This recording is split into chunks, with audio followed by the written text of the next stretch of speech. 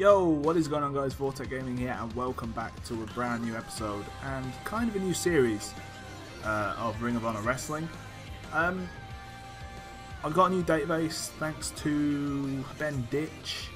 His link will be in the description along with some other quality TEW players, and yeah, it's not really more recent, it's the same, you know, it's May.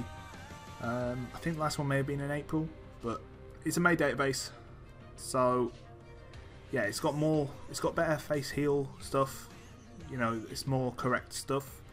So we're gonna go with this. We're gonna start over again, and yeah, hopefully it's gonna be good.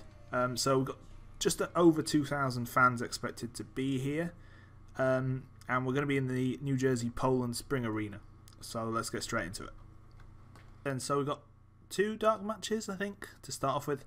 So, first one, in a match that had an average crowd reaction and some decent in-ring action, Mike Bennett defeated ACH by pinfall with a photo finish, 29E. ACH is improving in performance skills. Donovan Dijak is beaten by Rhett Titus with a frog splash in a 25E. And Rhett Titus and Donovan Dijak are both improving in performance skills. Danger level and intensity are too high. Okay, we'll have to look at that. So, to open the show, BJ Whitmer and Adam Page are stood backstage in the interview area, and Whitmer stops pacing when he spots the camera. Whitmer says, 7 years. 7 years since you last stepped foot in a Ring of Honor ring. 7 years later, you come back and they just hand you a #1 contenders match. Meanwhile, I've been working my ass off here and management haven't given me a single thing.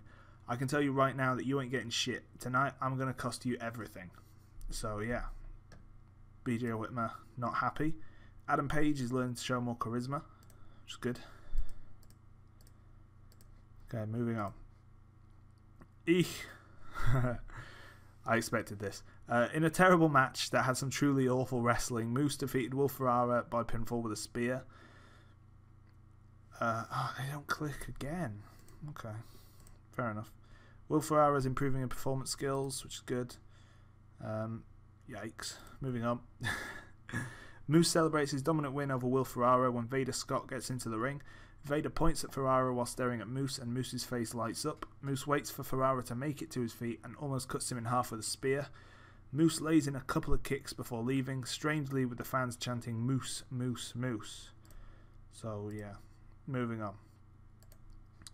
A 50D+. So Christopher Daniels and Kazarian are stood backstage with their tag team championships slung over their shoulder. Christopher Daniels said, What we did to Red Dragon to claim these championship belts was absolutely disgraceful. Bringing in Chris Sabin to do our dirty work really just wasn't right. Do we regret it? Hell no. Kazan says, would we do it again? Hell yes. We're true champions, and true champions do whatever it takes to get the job done. Next week, we challenge anyone to come along to ROH Wrestling and take a shot at our ROH tag team titles. And Daniel says, and we know that we'll walk out tag team champions. Why? Because we're the best in the biz. So, The Addiction issuing an open challenge. Moving on. In a bout that had solid in-ring action, but not much in the way of heat, CNC Wrestle Factory defeated Roppongi Vice in 10 minutes 24 when Caprice Coleman defeated Rocky Romero by pinfall with a thermal shock. Right, we need to take a look at that. Kevin Kelly and Steve Corino talk about the TV title match taking place on next week's show.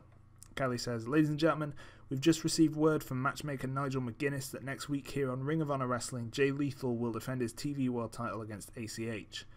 Corino then says, let me tell you something, Kevin Kelly. ACH says that his name stands for attitude, charisma, and heart. He's going to need every one of those things if he wants to end Jay Lethal's more than impressive TV title reign and become television champion. Kelly says, you're not wrong, Steve.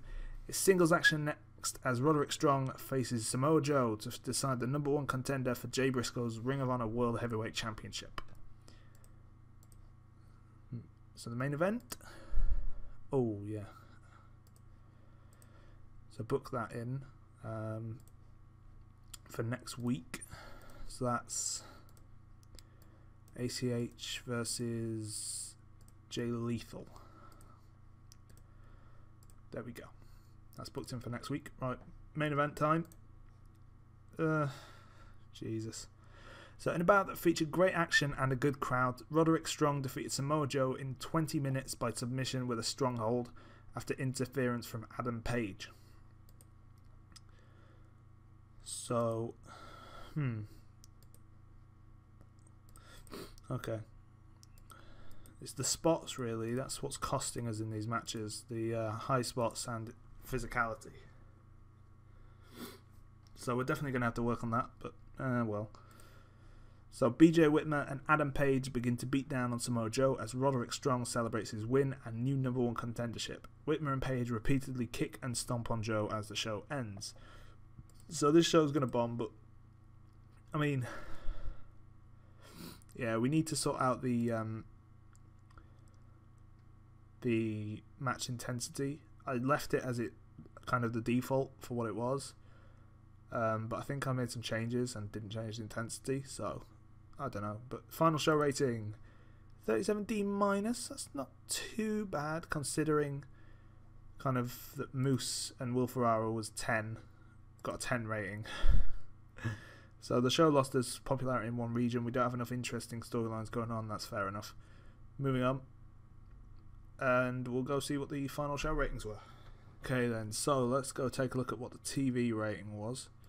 We've got some decisions first. Dalton Castle is signing a contract. I really like Dalton Castle in real life, and obviously he is signed to Ring of Honor in real life, as is Chris Sabin.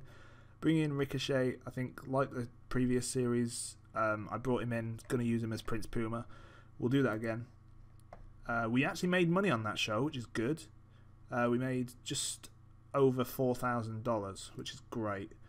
So all these companies are in for Nigel McGuinness, which is fair enough because he's a very good mic worker. As long as none of them are written deals, which they're not, which is good. So we don't need to do that. Prince Nana, TNA he keeps rejecting them. I'm not really fussed. I might actually pair him up with Moose. Considering the fact that him and Vader Scott don't work, so we may put him with Moose. Global Force Wrestling have offered Delirious a contract. That'll only be a paper appearance, so will that. So Beretta and Rocky Romero want time off, which is fine by me. Let's have a look at this then. So it's 60, so if I put it down to like 20, which is what it originally was in my TNA series, put that to 20. Match danger, that must be the amount of spots, yeah. Right, we'll go with that, I think. Does it say anything about that?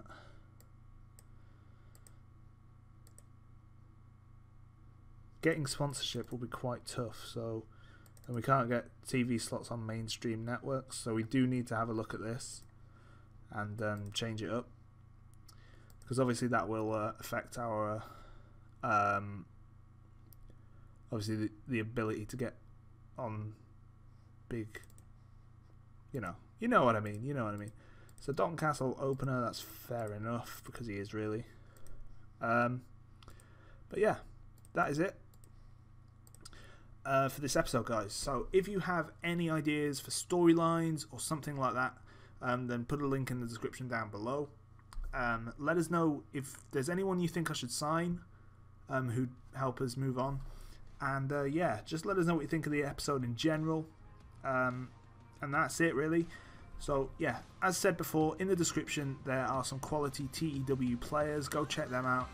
I've learnt a lot from them. So yeah, that'd be really great if you could go check them out. And obviously if you like the video, let us know what you think. And if you're new, then please subscribe so you can get much more Ring of Honor and TNA. And definitely FM. I'm going to start uploading Football Manager as well. Which I haven't uploaded in a while. But anyway, yeah, that's it, guys. Thank you very much for watching. I'll see you in the next episode. Peace. But yeah, he's only an opener at the moment.